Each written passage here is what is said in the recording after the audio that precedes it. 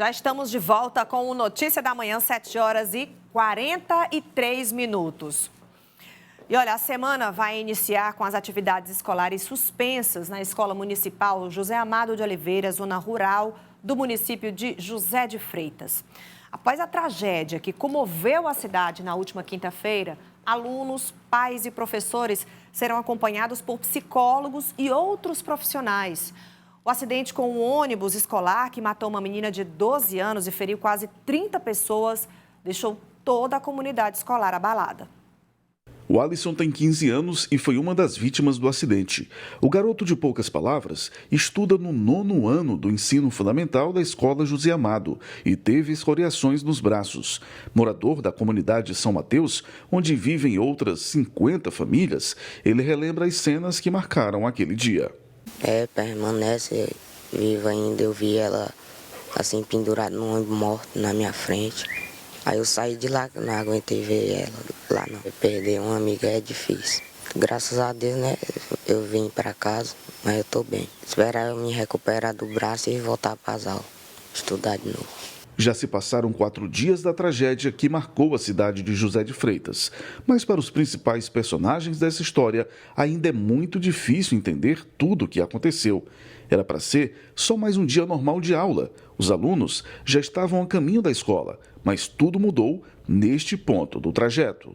Voltamos ao exato local da tragédia para contar melhor um pouco dessa história, porque o ônibus, algumas curiosidades que a gente revela agora nessa reportagem. O ônibus, ele fazia esse trecho, vinha lá nesse sentido do São Mateus, fazendo aqui esse percurso para ir até a escola, que fica um pouco mais adiante.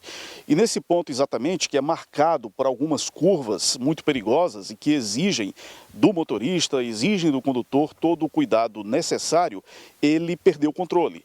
E foi exatamente neste ponto, uma outra curiosidade é que o ônibus girou nessa pista, porque ele vinha neste sentido, em direção à escola, mas nesse exato ponto em que ele perde o controle, a frente do ônibus ficou praticamente no sentido oposto, né, para esse lado aqui da estrada vicinal.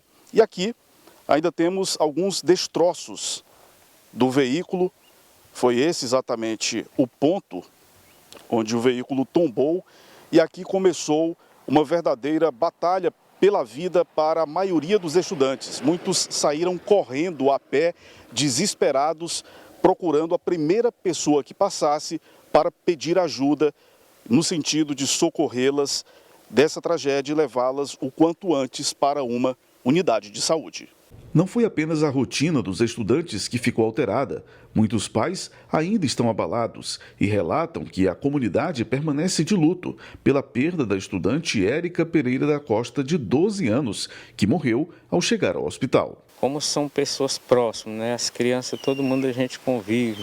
São crianças que até um dia desse, ele já adolescente, mas brincava aqui com o meu menino, né? Inclusive a Érica, né? Brincava aqui debaixo brincando, a gente tem vídeo dela brincando aqui com o meu menino. E aí são crianças, são muito próximas, né? Convive todo dia, convive na comunidade. Então um sentimento muito assim, sem palavras, né? Pra gente que vai perdurar por muito tempo, né? O principal triste, no caso, foi a perda da Érica, que todo mundo se conhece. Todas as comunidades no interior a gente tem essa vantagem, né? Todo mundo se conhece. E aí um acidente desse aí comove toda a população. Aí a questão agora é ver como é que vai ser o comportamento dessas crianças ao entrar no ônibus, né? Ao voltar à sala de aula. Antes da sala de aula, claro, o ônibus, que foi o cenário pior, né? Nós procuramos a família da Érica, mas os pais ainda não conseguem gravar entrevistas sobre o assunto. A diretora da escola também disse estar abalada e preferiu não falar sobre o caso. As atividades na escola permanecem suspensas nesta segunda-feira. Um grupo de trabalho que envolve psicólogos e outros profissionais está sendo organizado para fazer o acompanhamento da comunidade escolar.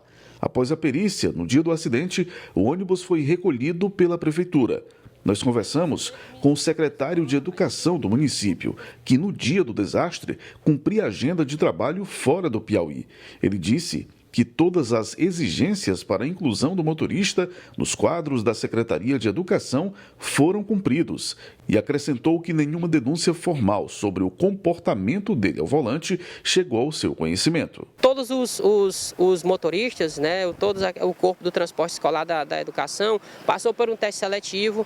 Todos os que foram aprovados entregaram sua documentação, que era a documentação que comprovava apto a dirigir um transporte daquela envergadura, apto a transportar pessoas. E esses profissionais, eles a todo instante passavam por capacitação. Nunca recebi nem formal, escrito, e nem informal, uma ligação, ouvir um WhatsApp, uma mensagem assim que queira da direção da escola, dos coordenadores do transporte escolar e nem de ninguém da secretaria. Eu não tinha esse conhecimento. Com certeza, se a gente tivesse recebido essa informação, nós teríamos tomado as nossas providências.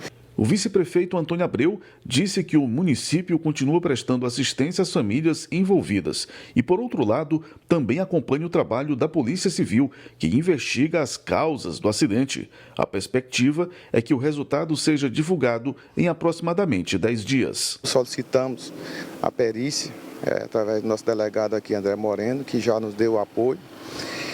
E continuamos também, indo acompanhando as vítimas lá no HUT. O prefeito deu determinações a toda a sua equipe, partindo logo da gente, que como vice-prefeito, do nosso secretário de Educação, que agíssemos, da forma melhor possível para dar assistência principalmente às vítimas. Depois vem o segundo plano, que está em andamento, que é a assistência às famílias das crianças.